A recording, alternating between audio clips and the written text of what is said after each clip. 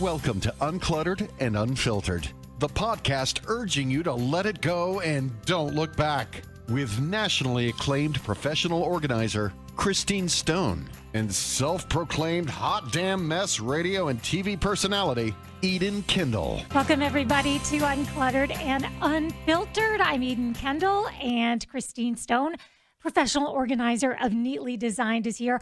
I am a little bit hobbled today. You can't see me, but it took me a minute to get into my seat and in place to record this particular podcast. And I just want to get all the grief you're going to give me out of the way, Christine, because I know it's coming. I know it's coming. It's definitely coming, and you have been in my thoughts the past couple weeks. Eden ran the Boston Marathon, which is an amazing feat, and I was so excited for her. But she went into this injured, so I was very worried about her and concerned that she was running injured. Of course, the only place I run to is the bathroom, so I can't even relate to anything running, and that's what I find fascinating about this. There are so many questions I had for you. I really thought about this because that is such a big deal to run the Boston Marathon. Not everybody, how do you get chosen to do that? There are a couple of ways to get into the Boston Marathon, and I will say that for me, I did qualify, which is something I'm very proud of, and I'll give you a little bit of backstory on that. There are other ways to be a part of it, mostly through fundraising for charity, which is every bit as admirable. The circumstance for me was I never wanted to run a marathon. I'm a runner, and I love 5Ks. My favorite distance is a half marathon, and I had said, I don't ever want to run a marathon. It's a lot of toll on your body. And then I decided to tell you what, I'll throw my hat into the ring for the New York City Marathon. And the reason I said I would do New York and no other marathon was because my dad was a cross-country runner in New York City. Oh, wow. So I wanted to run the same streets he ran. So that was why I said I will never do a marathon except this one. One of my closest friends, Nancy, had a breast cancer diagnosis in October of 21. And so she texted me the night before the marathon, and she said, because she had qualified for Boston, your goal tomorrow is to qualify for the Boston Marathon running New York City so that you and I can run together at the Boston Marathon. And when I say run together, we don't run together, but we both ran it. Oh, wow. Travel together, do the whole thing. And so sure enough, I wrote in Sharpie marker on my hand, Nancy Boston 2023. And when things felt tough in New York, I just kept chugging along, and I qualified for the Boston Marathon with a buffer of almost 7 minutes. And Nancy and I and our husbands went to Boston this past weekend. She's all done with all of her treatments. Oh, that's so cool. And we both ran, and it was amazing. P.S. She talked me into signing up for the Chicago Marathon this coming October. However, I may or may not do it based on my health issues because I really am struggling right now. And that's where I am being the devil's advocate here. Right. I am beyond proud that you were able to even run the Boston Marathon. But what kind of toll does that take on a body that's already injured going into it at our age? That is such a great question, and more of a toll than I suspected. Can't recommend this to anyone. I had a herniated disc, an L5, S1 nerve. Yeah. So I did have my doctor tell me, you can go ahead and do this. It's going to hurt. You're not going to make the damage worse. Now, I know that everybody is an armchair physician, or maybe some of you guys are physicians, and you'll email me, find a new doctor, whatever. People have said all of the things. But it was very important to me to run. It was a bucket list thing. And the more... That's what I was going to ask you. Was this a bucket list thing? It wasn't originally, but as soon as I got in, it became this massive guiding light. It was such a goal. And I really felt, and this is what I was telling my chiropractor, my physical therapist leading up to it, just get me through the race. I don't have to qualify for anything. I don't have to hit a certain time. I just want to survive it, which is what happened. But now I am in a great deal of pain. Exactly. I'm adding in some additional therapies, and I can give you a better recap of where I stand health-wise probably a week from now. But I'm limping, and I'm in pain, and I'm not yet to where I regret it. But if someone were to tell me this was permanent, then you would. I would deeply regret it. Right now, because I do not believe it's permanent, I do not have any regrets. I literally thought of you the whole entire time, especially when I watched, don't ask me why, but being your crime junkie sidekick here, watched the Boston Marathon Netflix documentary. Oh, about the bombing. Yes. And don't ask me why I watched it like the weekend before the Boston Marathon. Because it came out the weekend before, probably. And Yes. you're on the pulse of all of these things. I am. If it comes out, I watch. But then I thought, should I watch it? I don't know if I should watch it because then I'm going to start worrying that what if some crackpot is going to try to top that, and then I'm going to be a nervous wreck the whole time. But like all documentaries, I was like, it's educational. You could learn something from it. But really, it was the saddest documentary I think I've watched in a long time, just because it was just so sad how the whole thing played out. And you're here, though. Everything I'm here. went. It was the 10-year anniversary of that, as a matter of fact, and they did some special tributes. We went to Fenway Park and saw my first ever Major League Baseball game. Oh, really? And they brought the team that was the team 10 years ago out on the field. Zach Brown Band was there doing the anthem for a special tribute show they were going to be playing that night. Oh. They had National Guardsmen standing by wreaths in those spots all weekend long leading up to it. The security was so high. That's good. So That's high. good to know. So you couldn't bring anything with you anywhere. Spectators couldn't bring any kind of, I wanted my husband to meet me with sweaters and food and all of these Right. things, and he couldn't bring anything. Okay, So, that's good to yeah. know. I feel better about that. should. That it's not a forgotten. Oh, gosh, not not that at all. everybody. But it was definitely. I felt like I really could see the race and where it actually took Yeah. place. Whereas before, since I'm not a runner, and this kind of detailed like different spots, and I did find it fascinating. There sure are a lot of people who only know how huge the Boston Marathon is because of that tragedy. Right. So I understand watching that and learning from it. What you didn't see there, but see through all this other coverage, is these incredible inspirational stories of these people, whether they're in their 70s and 80s and they've run years and years in a row, or they are overcoming. What got a lot of attention this year was the wheelchair races. Oh wow! Yeah, it's tremendous. The athletes that participate in this, Right. just at every level, every single level. It was a joy. It was a real, true joy. I am so impressed, so Thank proud you. of you, and I still think you're nuts for running in I pain. think I'm nuts too. But you know what? I feel this way about everything. Everybody has to make up their own decisions. And if it's a bucket list thing, I don't know. I think I would have done the same thing. I would have. I don't know. Like when my husband got me tickets, sorry to compare this, and I'm not making it like we're comparing, for my 50th birthday to go see Donny Osmond in concert. Sure. That's what I would equate it to. Yeah. Like, say I got injured or my back went out or something, I would have taken my Advil, my Aleve, whatever, got a steroid injection shot in my back just to get to go see Yes. my bucket list Donny Osmond And meet and concert. greet. And yeah, meet and and greet. my meet and greet. Where you didn't talk. I could have limped. I didn't care. So that's why part of me understands. Yes. You know what I and mean? I'm super glad that you can understand, because of all of my friends and family, many people thought I was crazy, including my mother, but you understood the whole time. I understood the whole and you entire have more time. common sense in your little pinky than I do in my whole body, but yet I had your blessing. Oh, absolutely. Literally, I still thought you were a little crazy I for knew I was running in being pain. crazy. But you know what? Who am I to say drop your bucket list item? You might have regretted it. And to me, regret, in my opinion, is something you never forget. When you regret something, like, God, I should have done that. You don't want to live with regret. You did it. It's over. And now we're going to work on getting you healthy. That's a big job. I want to tell you about the airport on the way back. So when you run a big marathon like this, and the same thing happened in New York, I only have these two to draw from, but in New York as well, the next day people are wearing their medals around the city. Everyone's very proud. We didn't wear our medals, but we definitely wore our jackets and shirts that we got Right. from the marathon. And so you're in the airport and lots of people are there congratulating you. You see each other, you give each other a knowing nod. It's a badge of courage. Right. I, however, was using my carry-on suitcase as a walker.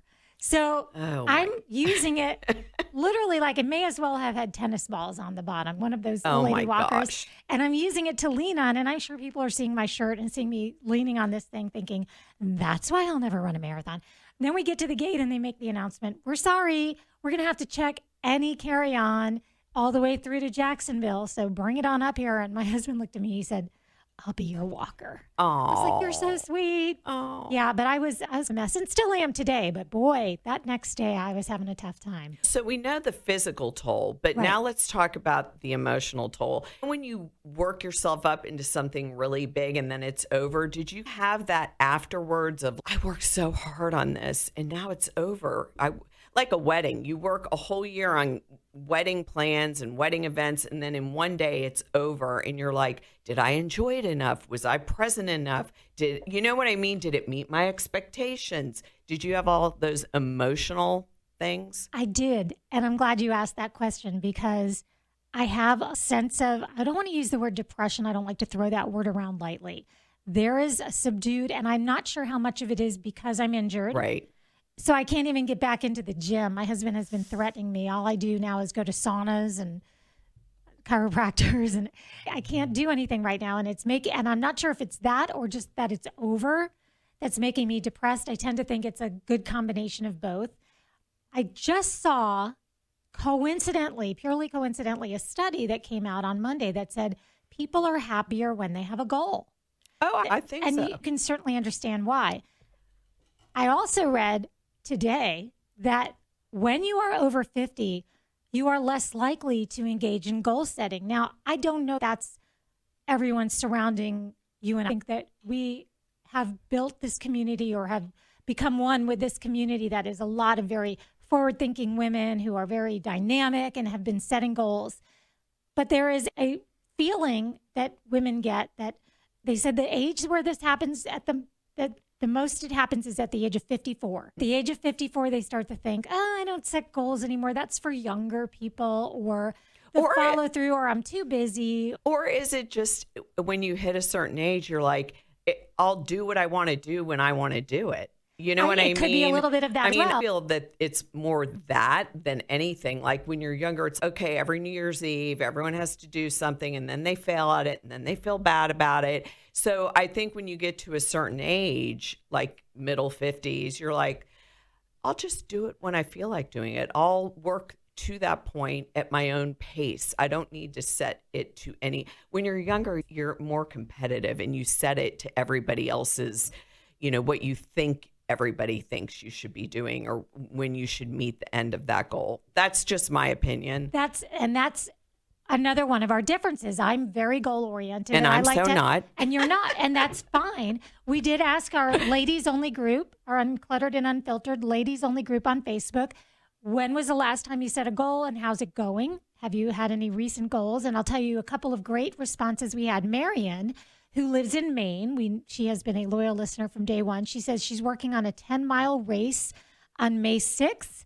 She has an allotted time. She's a runner, and she runs in the snow. She's up there in Maine, and she runs through the snow. And the hashtag, I love Marion because the hashtag she always uses is for her grandkids, and it always is hashtag if Nana can do it. Oh, I love that. Tina says her goal is to take time for just me at least every other day. She said it's not going so well.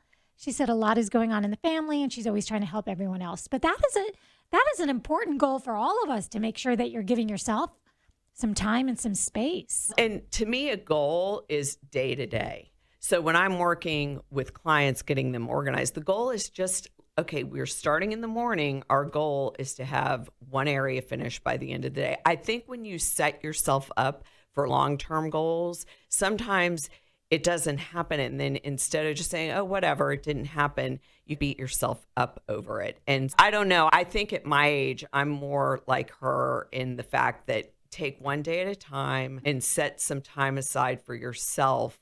And whether it's, I'm going to read this book today, that's it. All day, just going to relax and read a book, or clean out this kitchen cabinet, nothing else. And once you hit small goals, it motivates and inspires you to do more. There are a lot of different tutorials on ways to set goals, not just ways to achieve them, but how to set them. And there are some P's. I think positivity is one of them. They should be positive goals, not I'm going to stop doing this. It's going to be I'm going to start doing that. Another one is making sure they're possible goals. Setting a goal, something that is absolutely possible and attainable.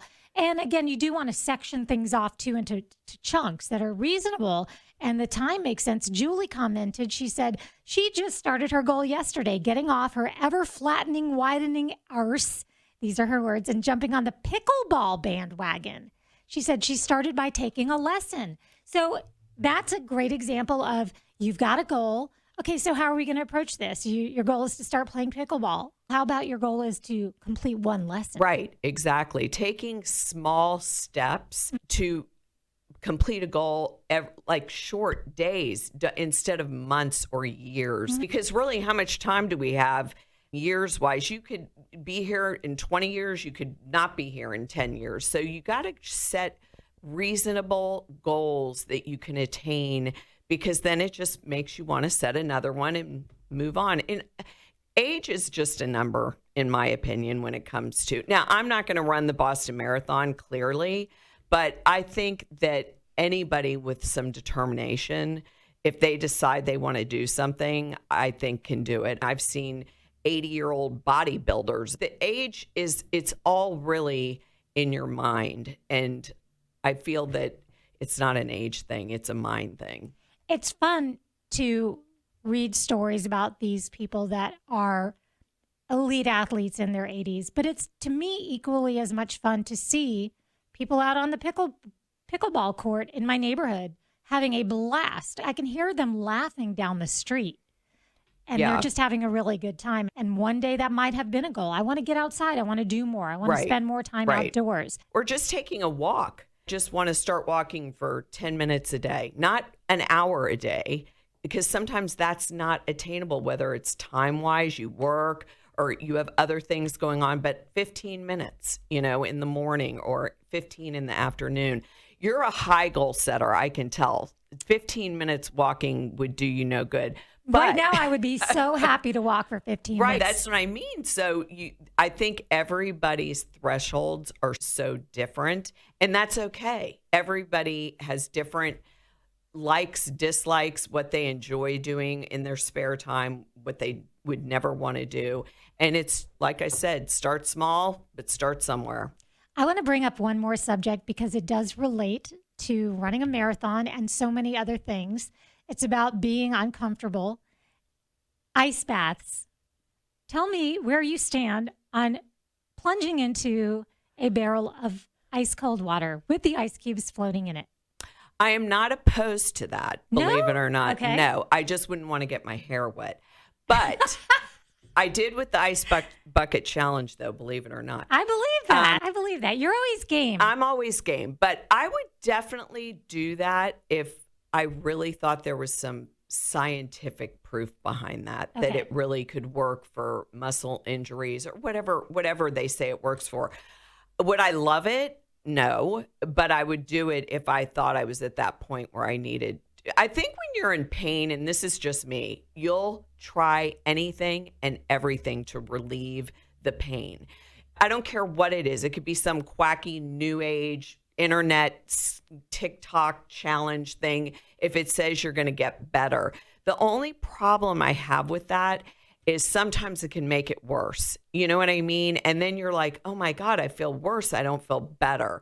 And so that's why I'm very leery about non-doctor oriented backed science on if something works or not. The night before the marathon, my husband said, because I was really achy and in pain, and he said, you need to take an ice bath as soon as you get home, as soon as you get back to this hotel room.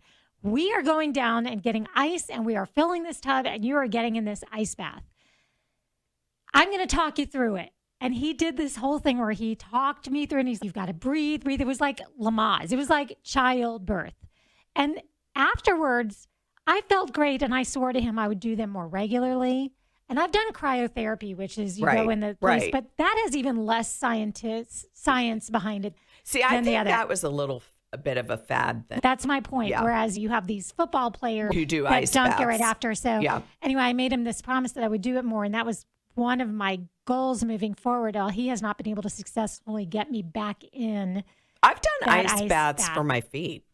I would dunk my feet. After I would I've dunk my worn feet. high heel shoes, whether it's to someone's wedding, and my feet are throbbing, I've taken a big thing of ice and put it in like a foot bath thing Yeah. and just sat my feet in there. And That's it works. I did that up to my knee when I had a stress fracture in my shin. But we're talking No, that's different. up Your whole to body. the neck. God, no. I know. How I know. long do you sit in there for? I think 4 to 10 minutes, depending on your level of whether you're a beginner or. Don't quote me on that, everybody. Don't quote me on that. I don't know. Okay, that would make me a little nervous. The whole thing is crazy, but people do it. I know. I like heat. I like to I get in like a hot heat tub. too, and I like a moist heat, that infrared heat. I've really been enjoying lately. That you know, Yeah. so like I said, I think when you're in pain, it reworks the brain that all you could think about is how much pain you're in, the throbbing, the constant throbbing, and you don't want to just sit there and take medication over because it numbs the pain and blocks the pain. But the minute you quit taking it, it comes back. So our goal is to get you feeling tip top by the next episode. That's the goal. And I will Yes. certainly give you an update on that. Definitely. I'm And proud of you, though. I'm really you. super proud of you. And I Thank can't you. tell you how much you were thought of through the whole thing. And it may not be my goal, but I loved watching your goal and watching you achieve it. So That means the world to me. Thank you so much. you're welcome. And thank you for everybody's well wishes as well. We would love to ask you, this is the time of the show where we say to do things like if you have an opportunity to leave a review. I'm playing around with all the apps now, trying to learn how to do that on all of the different apps because we have been honest from the beginning about us not being the most tech savvy. So to say the least. to say the very least. So I did notice on one of the carriers, Spotify, that after each episode, you can even say what you thought of the episode, and we can see that. So we love your feedback. But the most important thing we ask is if you are on Facebook, if you would ask to join the Uncluttered and Unfiltered Ladies Only group. It's a private group, but it's not an elite group by any means. Once you're in and you're stuck with us, and we'd love to have you. And we love all the comments, and that's where we ask a lot of our questions for upcoming episodes. So definitely follow so you can be involved and be a part of what we're going to be doing in future episodes. So set your goals, make them reasonable and attainable and positive, or don't. And remember, you can let it go. And don't look back.